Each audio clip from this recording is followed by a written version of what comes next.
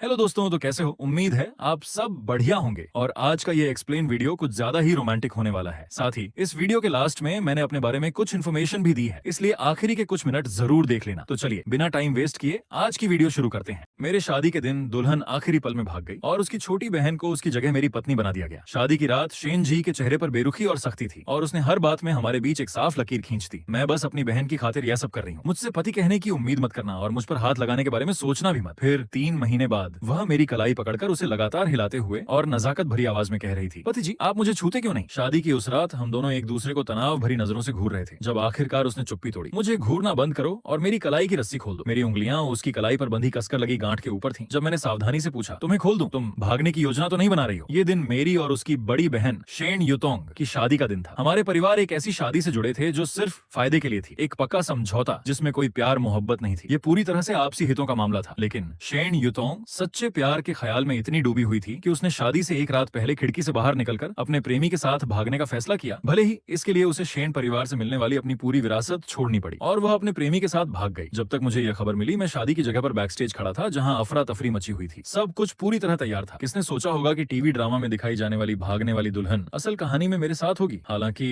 Shane माता पिता ने अपना आपा नहीं खोया। उन्होंने पहले लोगों से कहा कि शेन युतोंग को रास्ते में देर हो गई है। फिर उन्होंने प्यार से समझा बुझाकर और चालाकी से शेन जी को, जो अभी अभी विदेश से लौटी थी, शादी के मंच पर भेज दिया। मैंने मना करने के लिए एक शब्द भी नहीं कहा। आखिरकार यह एक बिजनेस मैरिज थी और मुझे इससे कोई फर्क नहीं पड़ता था कि मैं बड़ी बहन से शादी करूं या छोटी से। दोनों बहनों की लंबाई और बनावट लगभग एक जैसी थी और शेन जी अपनी मनमौजी नासमझ बहन के मुकाबले शादी के गाउन में और भी ज्यादा आकर्षक लग रही थी। मैंने तुरंत शादी के लिए हाँ कह दी। जब रस्म पूरी हुई और हम दुल्हन के कमरे में पहुंचे, तब जाकर शेन जी को असलियत समझ आई। उसकी बहन को सिर्फ देर नहीं हुई थी, वह तो उसे पूरी तरह छोड़कर भाग गई थी। जैसे ही वह दरवाजे से बाहर निकलने के लिए मुड़ी, मैंने उसकी कलाई पकड़ ली और मजबूती से उसे रस्सी से बांध दिया। हाथ बंधे होने की वजह से शेन जी का विदेश में बिताया समय बिल्कुल भी आरामदायक नहीं था। उसका शरीर कुदरती तौर पर कमजोर था और एक बार जब मैंने उसे बांध दिया तो उसमें विरोध करने की जरा भी हिम्मत नहीं बची। शादी के दिन दुल्हन का भाग जाना ये बिल्कुल भी अच्छा नहीं है। जैसा कि शेन की मां ने कहा था, अगर उनकी सारी बेटियां भी भाग जाती तो भी शेन परिवार को उसी पल कोई ना कोई बेटी ढूंढनी पड़ती जो मुझसे शादी कर सके। अगर दुल्हन के भागने की खबर बाहर फैल जाती तो मैं मुंह फेंक अपनी इज्जत कैसे बचा पाता। मैंने उसकी कलाई पर अपनी पकड़ थोड़ी और मजबूत की और रूखेपन से चेतावनी दी, अपनी ताकत बर्बाद मत करो। अगर तुमने दोबारा भागने की हिम्मत की तो मैं तुम्हारे पैर तोड़ दूंगा। शेन जी ने अपनी आंखें कसकर बंद कर ली। वो पूरी तरह हारी हुई और अपनी किस्मत से समझौता कर चुकी लग रही थी। आखिरकार उसने हार मान ली। मैं नहीं भागूंगी, उसने कहा। जैसे ही रस्सी खोली गई, उसके चेहरे के भाव तुरंत बदल गए। वह तेजी से पीछे हटी और जब मैं उसके करीब झुका तो वह अचानक उछलकर दूर हो गई। उसके कानों पर एक अजीब सी लाली फैल गई। उसकी पतली कमर की ओर बढ़ता मेरा हाथ हवा में ही रुक गया। मैंने हैरानी से पूछा, वक्त आ गया है, क्या हमें अब दुल्हन के कमरे में नहीं जाना चाहिए मेरी पत्नी? शेन जी वहीं जम सी गई। फिर अचानक उसने अपना चेहरा सीधा किया और गंभीर भाव से मुझे देखा। जीजा जी, मैं शेन जी हूँ, मेरी बहन नहीं। मुझे उसका यह रिएक्शन अजीब लगा। जाहिर है मुझे पता था, मैं अंधा तो नहीं था। वह अपनी बहन से कहीं ज्यादा छोटी और खूबसूरत थी, लेकिन मेरे लिए शेन जी हो या शेन युतोंग, वे बस शादी के गठबंधन की साझेदार थी। जब तक दोनों परिवारों के हित सुरक्षित रहते, मेरे लिए वही काफी था। इसके अलावा मेरे ठीक सामने इतनी खूबसूरत औरत खड़ी थी, पतली कमर, सुडौल काया और लंबे पैर। ऐसे में उसे नजरअंदाज करना आसान नहीं था। शेन जी का चेहरा, जो अभी अभी शर्म से लाल हुआ था, तुरंत ठंडा पड़ गया। वह मेरे बगल से गुजरकर रजाई उठा लाई। उसके चेहरे पर सख्ती साफ दिखाई दे रही थी। मैं बस अपनी बहन की जगह यह शादी का कॉन्ट्रैक्ट पूरा कर रही हूँ। 3 साल बाद हम तलाक ले लेंगे। मुझे गंदगी से बहुत नफरत है, इसलिए हम अलग अलग सोएंगे। मुझे पत्नी मत कहना और मैं भी तुम्हें पति नहीं कहूंगी। असल में ये सब सिर्फ एक दिखावा है, उसने पूरी गंभीरता से कहा, जिससे मैं कुछ पल के लिए हैरान रह गया। रजाई को कसकर अपनी छाती से लगाए और चेहरे पर अपराध बोध लिए शेन जी ने मेरे सामने हल्का सा झुककर कहा, जीजा जी, इस मामले में मेरी बहन ने तुम्हारे साथ सच में बहुत गलत व्यवहार किया है। अब से उसकी तरफ से आपकी किसी भी गुजारिश को पूरा करने की मैं पूरी कोशिश करूंगी। सच कहूं तो वह अपनी बहन से कहीं ज्यादा तमीजदार थी। उसे माफी मांगते समय सही तरीके से झुककर अभिवादन करना भी आता था। मैंने उस रजाई को खींचने के लिए हाथ बढ़ाया जिसे उसने कसकर पकड़ रखा था और एक ही झटके में अपना हाथ उसकी पतली कमर के चारों ओर लपेट लिया। शेन जी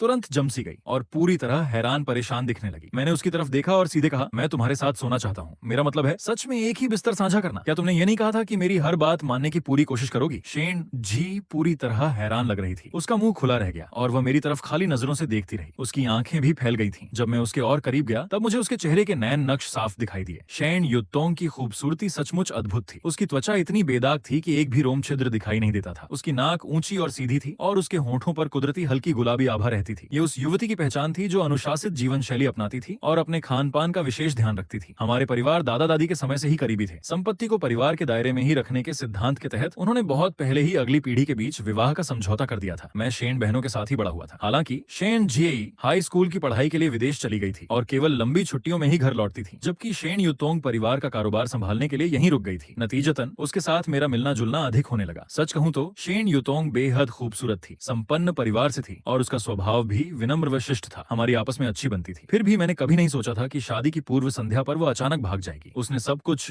अस्त व्यस्त छोड़ दिया। उसे न तो शेन परिवार की प्रतिष्ठा की परवाह थी और न ही मेरी उस दूल्हे की, जिसे इस पूरी बात की कोई खबर तक नहीं थी। उसने जिम्मेदारी या जवाबदेही का जरा भी एहसास नहीं दिखाया। मुझे गुस्सा सिर्फ 3 सेकंड के लिए आया, सचमुच केवल 3 सेकंड के लिए। इकलौते बेटे होने के नाते बचपन से ही मेरे माता पिता ने मुझे बहुत लाड प्यार से पाला था और मुझे हमेशा वह सब कुछ मिला था जिसकी मैं इच्छा करता था। प्यार भरे माहौल में पले बड़े होने के कारण मुझे किसी चीज की कमी नहीं थी। उस औरत के लिए दुखी होने की कोई वजह नहीं थी जो अब मेरे लायक नहीं रही थी और जिसका असली चेहरा अब सामने आ चुका था। जैसे ही शेन जी को मेरी तरफ धकेला गया, वह 3 सेकंड का दुख तुरंत गायब हो गया। ये चांदी का टुकड़ा खोने जैसा नहीं था, ये तो मानो शुद्ध सोना पा लेने जैसा था। मुझे अपनी जिंदगी के सबसे परेशान करने वाले पलों को जबरदस्ती याद करना पड़ा ताकि मैं शादी के बीचों बीच जोर से हंस ना पड़ूं। मैं थोड़ा और पास झुका, शेन जी की कमर पर हाथ रखा और उसे अपनी बाहों में खींच लिया। रात अभी बाकी है, क्यों ना हम एक किस्से शुरुआत करें। जैसे ही मैं आगे बढ़ा, उसने मेरा चेहरा पकड़कर दूसरी तरफ घुमा दिया। वो बुरी तरह शर्मा गई थी और उसके होंठ कांप रहे थे। हम ऐसा नहीं कर सकते। उसका शर्माया और घबराया हुआ चेहरा देखकर मैंने उसे छेड़ा, लेकिन मैं तो ऐसा करना चाहता हूँ, तुम क्या करोगी? शेन जी हैरानी से वहीं जड़ हो गई। मैंने अचानक सिर झुकाकर उसके होंठों के कोने पर एक हल्का सा चुंबन दे दिया। जैसे ही मुझे वह नरम एहसास हुआ और मैं कुछ कहने ही वाला था, शेन जी की आंखें फटी की फटी रह गईं, फिर झटके से बंद हो गईं और जोरदार धप्प की आवाज के साथ वह सीधे फर्श पर गिर पड़ी। फिर मैंने शेन जी को अस्पताल पहुंचाने के बाद मैंने तुरंत उसकी मां को फोन किया। मुझे तब भी इतना गुस्सा नहीं आया था जब शेन युतोंग शादी छोड़कर भाग गई थी, लेकिन शेन जी के साथ हुई इस अजीब घटना ने मुझे सचमुच भड़का दिया था। आखिर मुंह परिवार के सबसे बड़े बेटे के लिए शादी करना इतनी उथल पुथल भरी और मुश्किलों से भरी प्रक्रिया कैसे हो सकती थी? मेरी बड़ा चढ़ाकर बताई गई बात सुनने के बाद शेन की मां ने जल्दी से समझाया, अरे शियाओ फेंग, शियाओ जी बिल्कुल ठीक है। मैं बस ये बताना भूल गई थी कि बचपन से ही वह विपरीत लोगों के शारीरिक संपर्क को बर्दाश्त नहीं कर पाती। मैं कुछ सेकंड के लिए चुप रहा, फिर हिचकिचाते हुए अपने मन में बन रहे अंदाजे को जाहिर किया। आंटी, क्या ऐसा हो सकता है कि उसे कोई दिक्कत है या कुछ और? शेन की मां अचानक परेशान हो गई, फिर जल्दी से सफाई देते हुए बोली, अरे नहीं, ऐसी बात बिल्कुल नहीं है। मैंने तुम्हें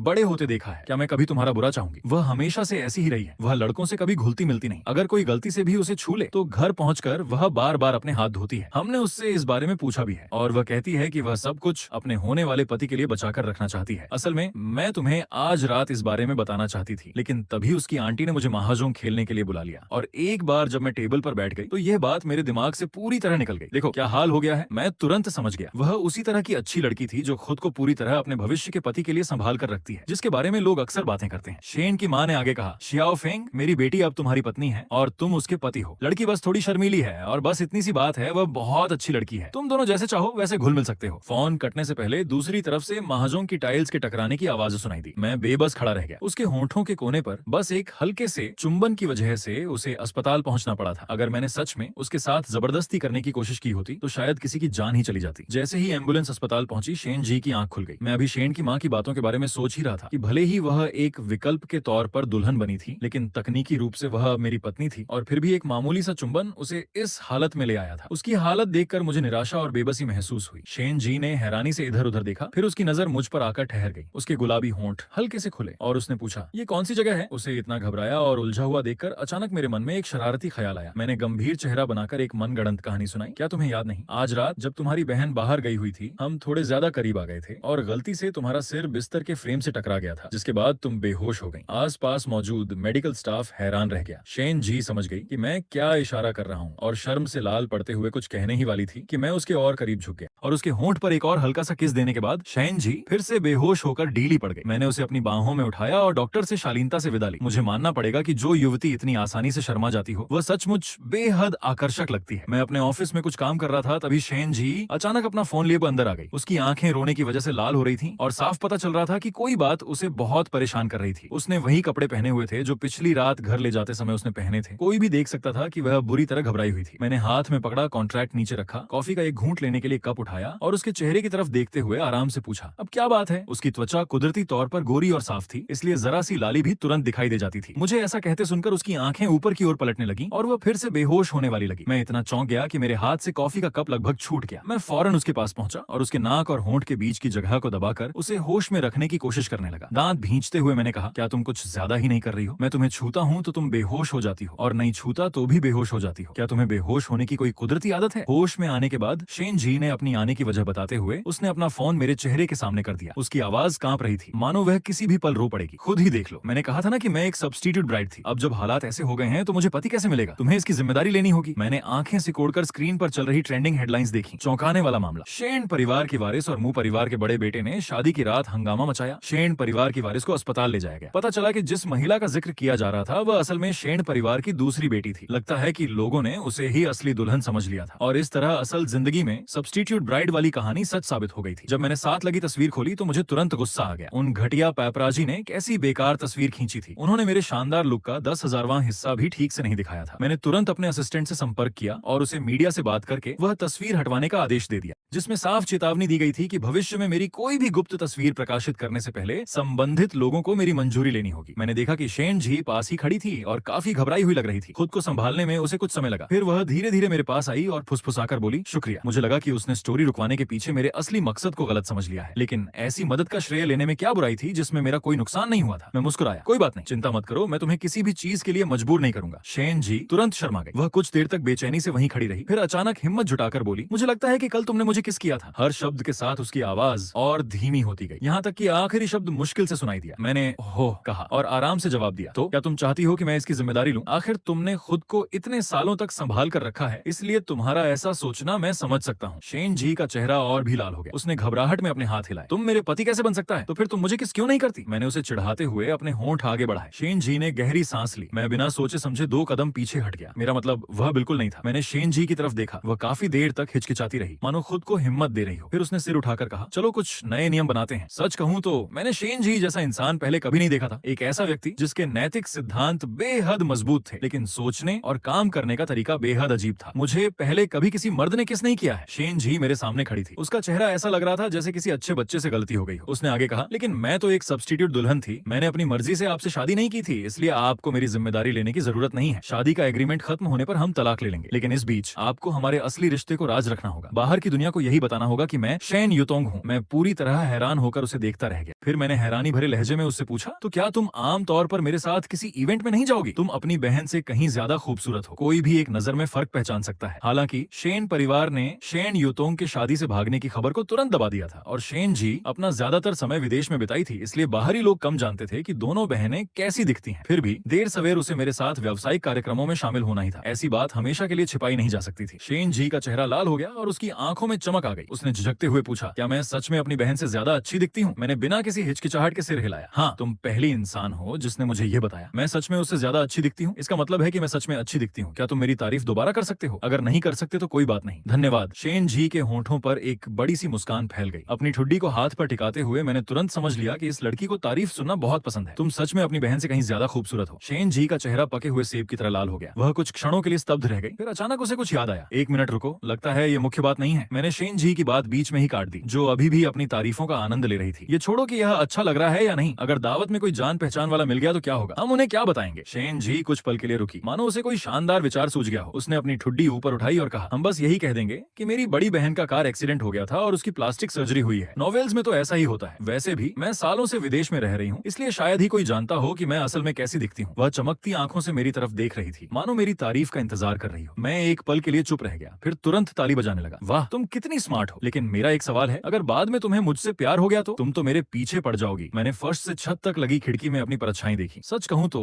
मैं काफी हैंडसम लग रहा था, और शेन जी जैसी सीधी सादी और नेक लड़की, अगर मैं थोड़ा सा भी प्रयास करता तो क्या वह सच में मेरे आकर्षण से बच पाती? मैंने अपनी नजरें वापस उसकी ओर घुमाई। उसकी आंखों में अचानक दृढ़ता आ गई थी। उसने पूरे विश्वास के साथ कहा, यह मुमकिन ही नहीं है। मैं नैतिक सीमाओं का सम्मान करती हूँ। आखिरकार शेन जी और मैंने कुछ नए नियम तय कर लिए, क्योंकि मैंने बाहरी दुनिया से हमारे असली रिश्ते को छिपाए रखने का वादा किया था। इसलिए वह घर पर मेरी हर बात मानने को तैयार हो गई। वह मुझे पति कहती थी और मैं उसे पत्नी। एक ऐसा अजीब समझौता जिसने हमारे बीच एक अनोखा तालमेल बना दिया था। शेन जी गेस्ट रूम में ही सोती रही और मैंने इस बात पर जोर नहीं दिया। हालांकि अपनी बड़ी बहन की शादी छोड़कर भाग जाने की वजह से उसे हमेशा अपराध बोध महसूस होता था और वह जिद करती थी कि अपनी बहन की गलती की भरपाई के लिए सब कुछ करेगी। मैंने भी उसके साथ कोई विशेष औपचारिकता नहीं बरती। शेन जी परिवार का व्यवसाय संभालने के लिए उपयुक्त नहीं थी, वरना शेन परिवार का उत्तराधिकारी शेन युतोंग को कभी नहीं बनाया जाता। इसलिए मैंने परिवार का कारोबार खुद ही संभाल लिया। आखिरकार अब हम एक ही परिवार का हिस्सा थे। शेन जी इस जिम्मेदारी से मुक्त होकर काफी खुश थी और घर पर अपनी पाक कला को निखारने में लग गई। जैसा कि वह कहती थी, विदेश में कई साल तक बेस्वाद खाना खाने के बाद उसकी बस एक ही इच्छा थी, अपनी कुकिंग स्किल्स को बेहतर बनाना। बनाना, और यह मेरे लिए भी काफी फायदेमंद साबित हुआ क्योंकि मुझे रोज मुफ्त में स्वादिष्ट खाना मिल रहा था। एक बार फिर पेट भरकर खाना खाने के बाद मैंने अपने भरे हुए पेट पर हाथ फेरा और आराम से सोफे पर फैल गया। जब मैंने ऊपर नजर उठाई तो मेरी आंखें सीधे शेन झी से जा मिली। शेन झी की आंखों में उम्मीद भरी चमक देखकर मैं तुरंत समझ गया कि वह क्या चाहती थी। मैंने दिल से उसके खाने की तारीफ करनी शुरू कर दी। ब्रेस्ट, झींगों और टमाटर बीफ ब्रिस्केट का स्वाद एकदम संतुलित था, जबकि स्ट्यूड कमल ककड़ी का सूप बेहद लाजवाब बना था। कमल ककड़ी के टुकड़े नरम, मुलायम और स्वाद से भरपूर थे। सच कहूं तो खाना कमाल का था। मेरी तारीफ सुनते ही शेन झी खुशी से खिल उठी। वह डाइनिंग टेबल से उछलकर खड़ी हुई और पूरी तरह चार्ज हुए छोटे खरगोश की तरह सीधे रसोई में बर्तन धोने चली गई। थोड़ी देर आराम करने के बाद मैं नहाने चला गया। जब मैं वापस बाहर आया तब तक शेन झी न सिर्फ बर्तन धो चुकी थी बल्कि पोछा उठाकर फर्श साफ करने में भी जुट गई थी। शायद घर के काम करते करते उसे गर्मी लग रही थी, इसलिए उसने ऊपर की भारी परत उतार दी थी और अब हल्के शरीर से सटे कपड़ों में काम कर रही थी। उसके हर कदम और हर हरकत के साथ उसकी गोरी त्वचा और सुघड़ काया की झलक दिखाई दे रही थी, जिससे उसमें एक युवा और आकर्षक आभा झलक रही थी। मैं कुछ क्षणों के लिए चुपचाप उसे देखता रहा। आखिरकार हम दोनों एक ही घर में रह रहे थे। मेरा गला हल्का सा सूख गया। मैंने धीरे से निगलते हुए नजरें दूसरी तरफ फेर ली और अनजाने में अपने पजामे को खींच लिया और मैं सीधे उसके पास गया और कुर्सी पर बैठ गया। शेन झी फर्श पर पोछा लगा रही थी और पोछा लगाते लगाते मेरे पैरों के पास पहुंच गई। उसने सिर उठाकर कहा, क्या आप थोड़ा हट सकते हैं? लेकिन जैसे ही उसकी नजर मुझ पर पड़ी वह वहीं ठिठक गई। उसके कान तुरंत लाल हो गए। उसे समझ नहीं आ रहा था कि कहां देखे और पोछे का डंडा इतनी कसकर पकड़ रखा था कि उसकी उंगलियों के पोर तक सफेद पड़ गए। उसने मुश्किल से थूक निकला